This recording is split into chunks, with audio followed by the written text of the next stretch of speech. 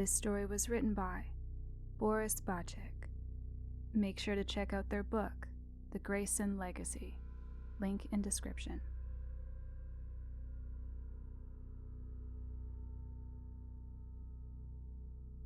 So, a lot of you were asking to hear more about my job and the duties that come along with it. I'll be sharing in this post more about the stories I have and what I heard from the other guards. I know you particularly wanted to know about the woman in Building 6, so I'll be sharing my experience with that first. This happened about a year ago, but I still dread going back to that building every time during my patrol. I was doing a sweep of the building, using my flashlight to illuminate my path. As I was done checking one of the offices, as I turned around, my heart nearly popped out of my chest at what the beam of my flashlight landed on. It was a woman in her late 20s, with unkempt hair and raggedy clothes. She was just standing there, staring at me, not even flinching at the light in her face. I was about to talk to her, thinking she was a squatter, completely forgetting about the rules since I had never once encountered her by then. And then when I remembered the rules, that I was supposed to ignore her, my heart started to thump fast. I lowered my flashlight to my waist, pretending I was looking at something on the wall to prevent her from seeing my beam bouncing up and down from my trembling hands. I remembered that I had to do a full sweep before leaving if she was here, and I was only done with one floor. So at the thought of this, I cursed in my mind. "Hey, I'm sorry. I think I fell asleep in one of the offices and stayed after closing," she said, but I ignored her. I pretended to look around some more, but knew I could only do it for so long before she got suspicious, so I decided to test my luck and just went for the door. As soon as I was inches close to her, she just stepped aside and let me move along. I strode to the next office, but heard her following me right behind. "Hey, can you please let me out? My children must be worried sick," she repeated. The next 15 minutes or so, she was breathing down my neck, constantly trying to grab my attention. As I entered one of the offices, she pointed to the corner opposite of where my beam was and said, "Hey, who's that over there?" I fought the urge to look there, knowing she was lying, but half scared that someone would just jump me right around the corner. As I progressed with my sweep, she became increasingly irritated, throwing stuff in my direction, not at me, mind you, but trying to startle me by throwing them in front of my face, suddenly jumping in my walking path with a loud scream before moving aside again, clasping her hands over her mouth and pointing behind me with wide eyes which screamed utter fear, even saying things like, "I know you can see me. I know you know I'm here. I can see how scared you are." I ignored all her provocations as much as I could, and by the time I was back on the first floor, more than ready to get out, she was saying things like, "Are you sure you checked all the rooms?" giggling along the way. I put the key in the keyhole, and everything went quiet. I didn't wait to see if she was gone, but instead just went out as calmly as I could and locked the door behind me. I couldn't sleep for a few weeks after that. A few months ago, I was stationed at an office building. At first, it seemed like a common job, but I knew there was a catch before I even signed up. And sure enough, I was right. My partner and I were stationed on floor 43. which was undergoing renovations. Our job was to simply stand in front of a door. The door had a card reader, and we were given access, but we were strictly forbidden from entering. People in hazmat suits would be coming in and out all day long, from 8 a.m. to 4 p.m. We were to let them in and out as they pleased, keeping track of the number of people who came and went. Now, the catch was, after 1600, we were ordered not to let anyone in or out. That meant even if someone knocked on the door at 1601, we were to ignore them entirely. There would always be at least 3 people who try to leave the room after 1600, always asking politely, and then becoming increasingly desperate, saying they simply lost track of time and pleading with us, saying that their family was waiting for them at home. We always ignored their crying and pleading, no matter how desperate it was, until it turned into whimpers, and then finally stopped. Now, I've only seen the room from the door, and from what I could see, it was just a normal room undergoing renovation like the rest of the floor. So whatever was in there must have been deeper inside, or hidden in plain sight. As for the numbers we tracked, the number of people who got out by the end of the day was always lower than the number of people who went in. One story a guard named Chris told me was about his time in an old mansion guarding a big mirror.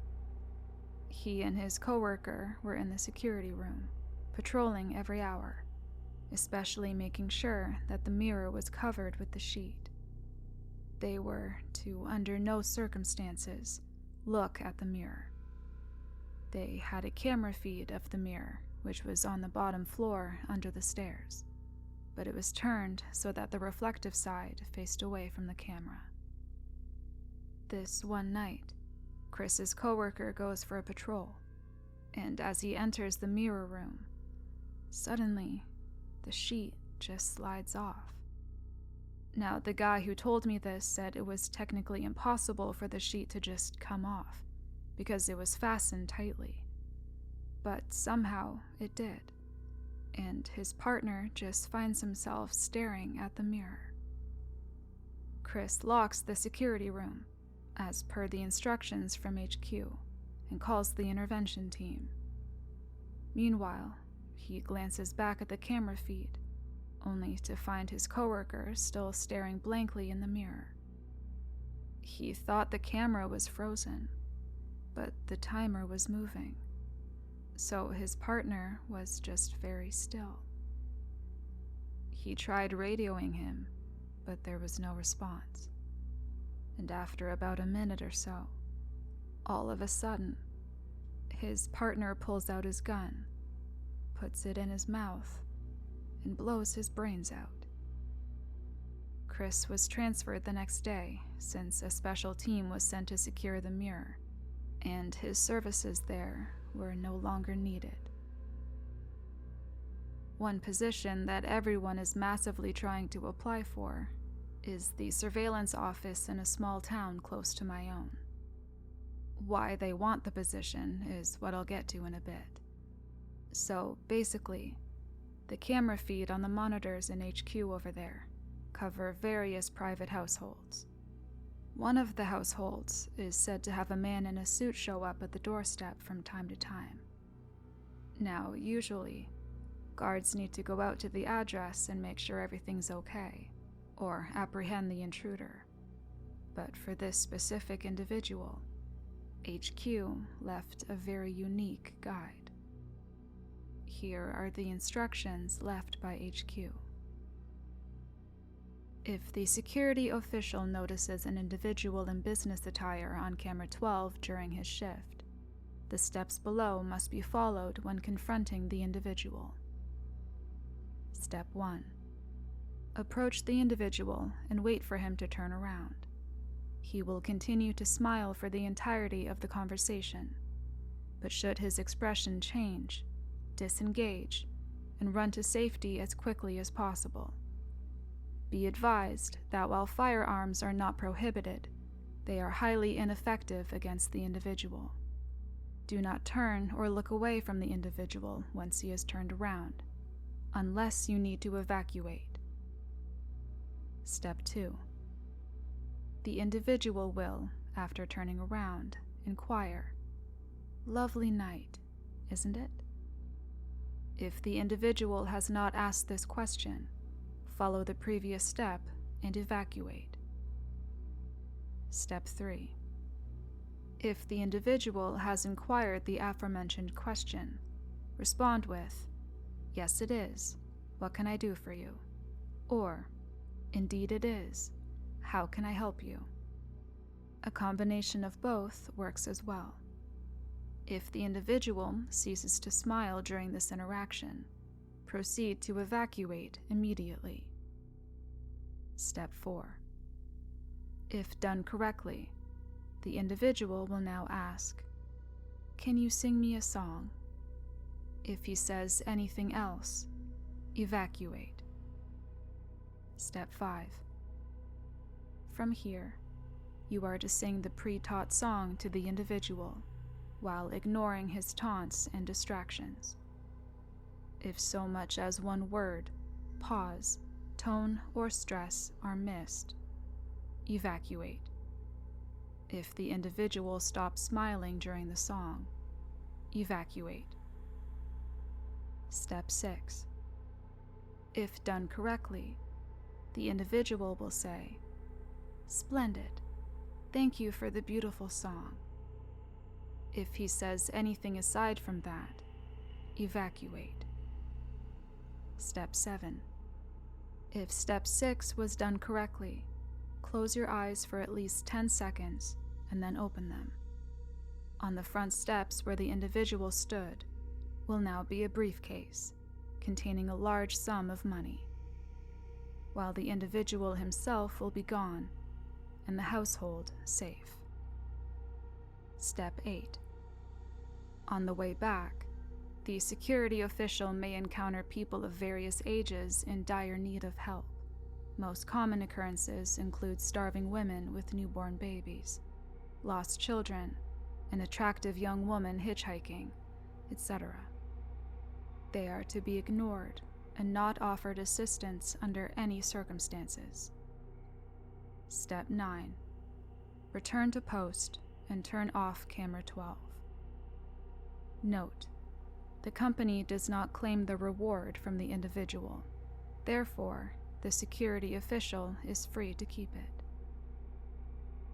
The high-risk, high-reward position makes it attractive to many people, but most of them never live to tell the tale.